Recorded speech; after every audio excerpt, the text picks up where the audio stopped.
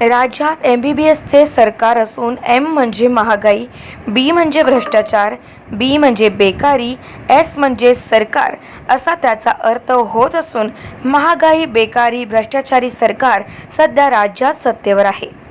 राज्यात महाविकास आघाडीचे सरकार आले तर आम्ही सुडाचे राजकारण करणार नाही. विरोधकांना सुद्धा सन्मान करू हा माझा शब्द आहे, असे प्रतिपादन पैठण येथील माहेश्वरी भक्त निवास येथे खासदार सुप्रियाताई सुळे यांनी गुणवंत विद्यार्थिनी सत्कार व गावनिहाय शेतकरी शेतमजूर जनसंपर्क अभियान या कार्यक्रमाप्रसंगी व्यक्त केले.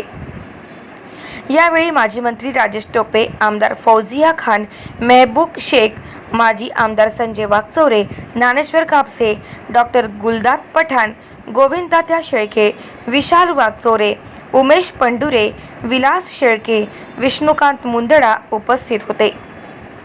यावेळी बोलताना खासदार सुळे यांनी सांगितले की आज तालुक्यात जलमिशन सारखी कोट्यवधीची कामे काही ठिकाणी कागदोपत्री तर काही ठिकाणी अर्धवट कामे सोडून ठेकेदार एजन्सी आणि संबंधित अधिकाऱ्यांनी या योजनेचा बट्ट्याबोळ केला आहे. ऑक्टोबर महिन्यामध्ये महाविकास आघाडीचे राज्य आल्यास त्या कामांची चौकशी करून संबंधितांवर कठोर कारवाई करण्यात येईल. भाजप पक्ष हा सुडाचे राजकारण करीत आहे, मात्र त्याच पक्षात केंद्रीय मंत्री नितीन गडकरी एकमेव मंत्री की ते भेदभाव सुडाचे राजकारण करीत नाही. रस्ते विकासासाठी निधी मागणी केल्यास तात्काळ मंजुरी देणारे व्यक्ती आहे, असे खासदार सुळे यांनी सांगितले. या कार्यक्रमामध्ये विद्यार्थ्यांनी, पालक, शेतकरी सह सर्व धर्मीय नागरिक मोठ्या संख्येने उपस्थित होते.